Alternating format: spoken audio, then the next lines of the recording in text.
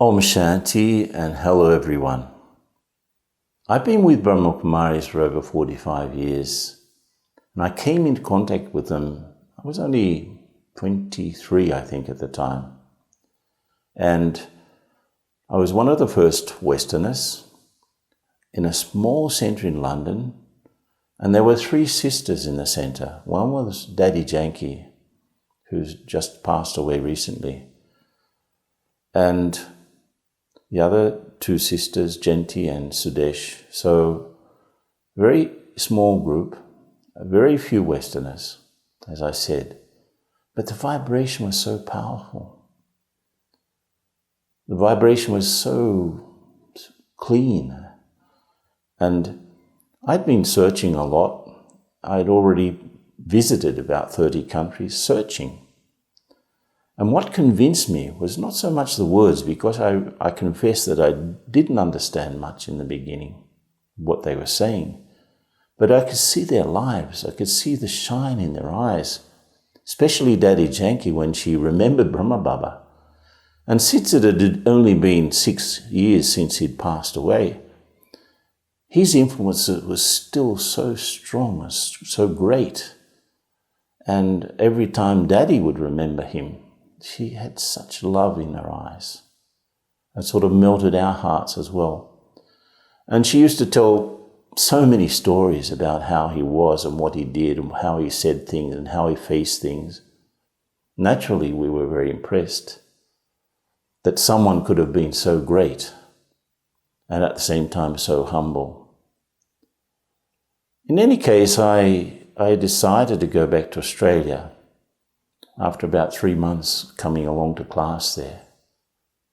And on the way, I visited Mount Abu, our headquarters, Madhuban, that we lovingly call Madhuban, the forest of honey. And there too, everything was very simple, clean, pure, royal, unsophisticated. And still, his influence, Brahma Baba's influence, was so great that you could see it in the way the things were. As I said, very simple. There was only one car, as far as I could see, and one old truck. It looked like it had been in the Second World War. But it was very, very pure, very, very simple. The eating and sleeping arrangements also very simple. And as a Westerner, I had not been used to sitting on the floor to eat, but that's how it was. And these systems had been put in place and were revered by everyone to the extent that people didn't feel that anything was missing, because spiritually there was such a powerful vibration. And this was Brahma Baba's influence, that he'd left such a great testimony to his state, his spiritual state.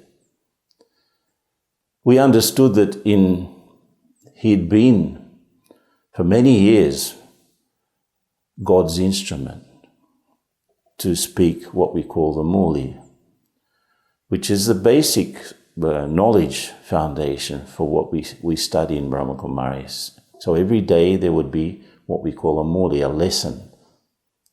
And after he left the body, he and Shiv Baba, the Supreme One, the Supreme Soul, decided that they would use another medium, Daddy Guzar, to continue the teaching. Now at a different level, sort of revising everything he'd taught before and bringing us, each of us, to a higher and higher spiritual state. And so it was at a time when I went to Madhuban that these Murlis were happening too. Every 2 or 3 days there was one. Now, as I said, everything was very simple. And there was a room that had been his bedroom that they'd converted into a meditation room. Though I'd seen his pictures, of course, in London, I'd never really thought about meditating in a place where there would be his photo.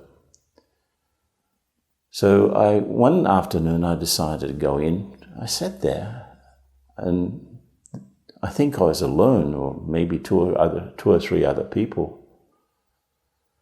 And I started to look at this photo. It was a fairly big photo next to what had been his bed. And I was looking at the photo and it seemed to have a life of its own.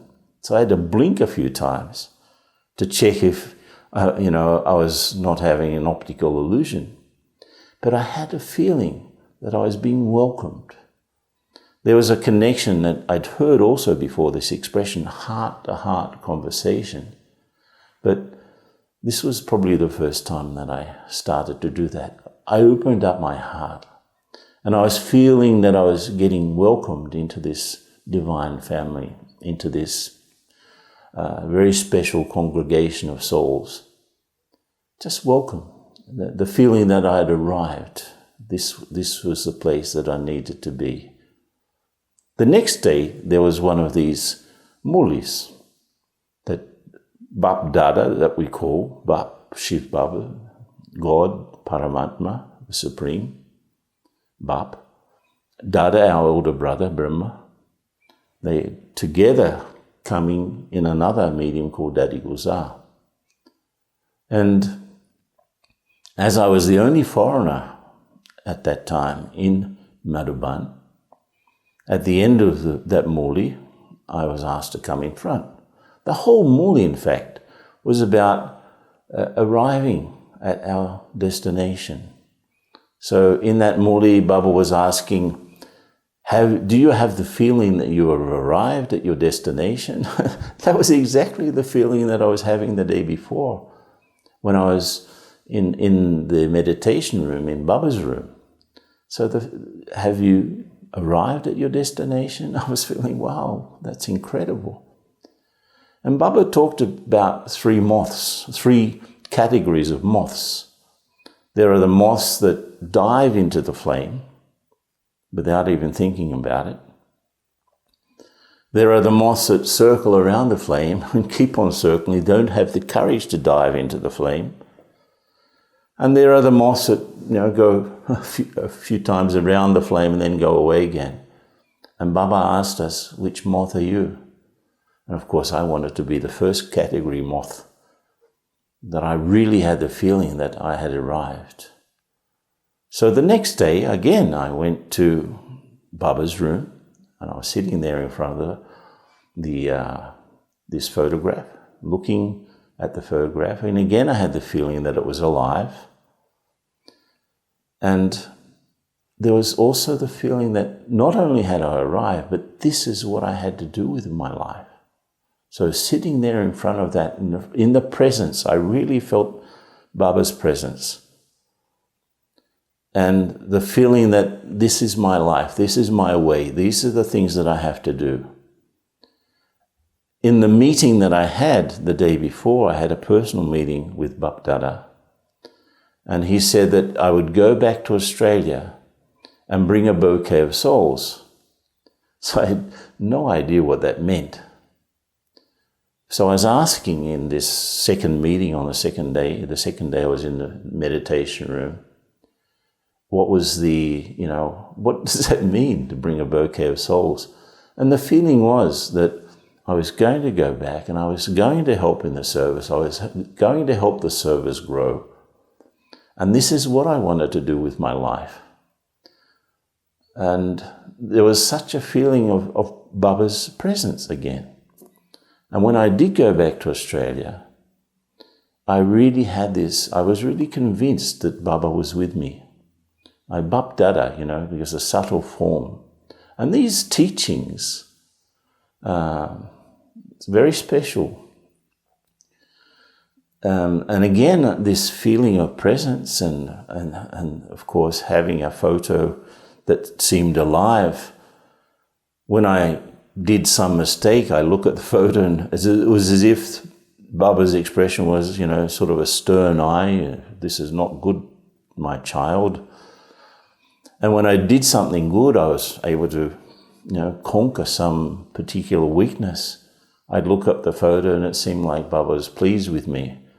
So that's sort of course, it's a subtle presence rather than a physical thing. It's a feeling rather than a fact.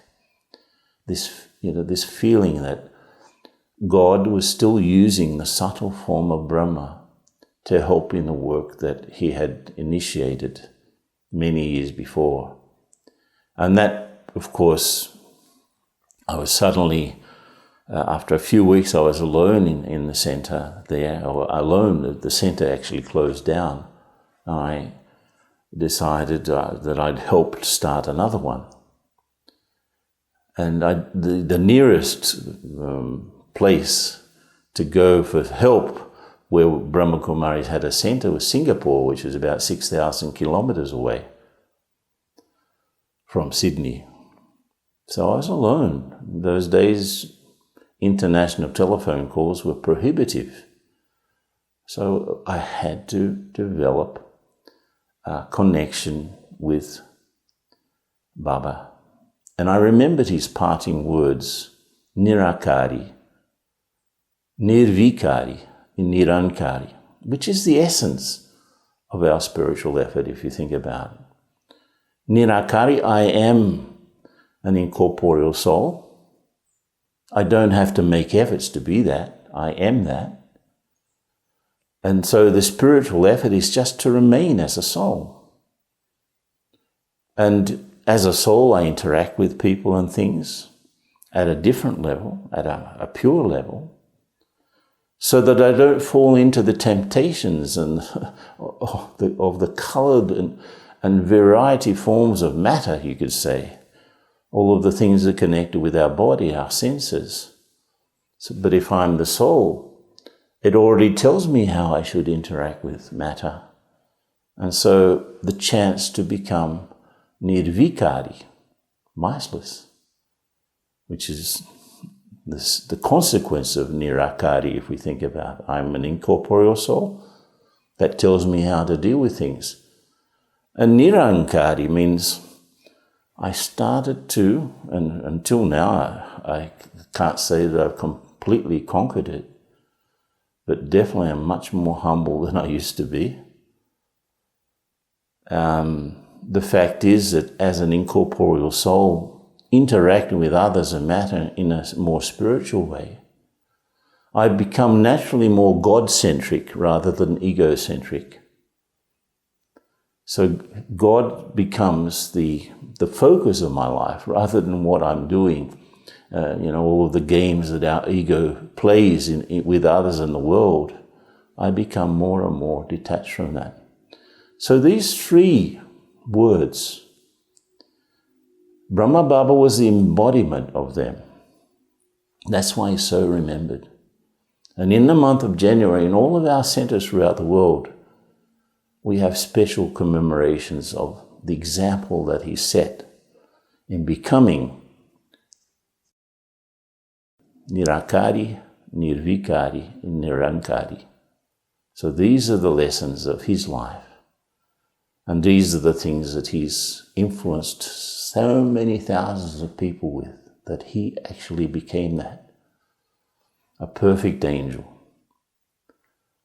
So, thank you. Om Shanti.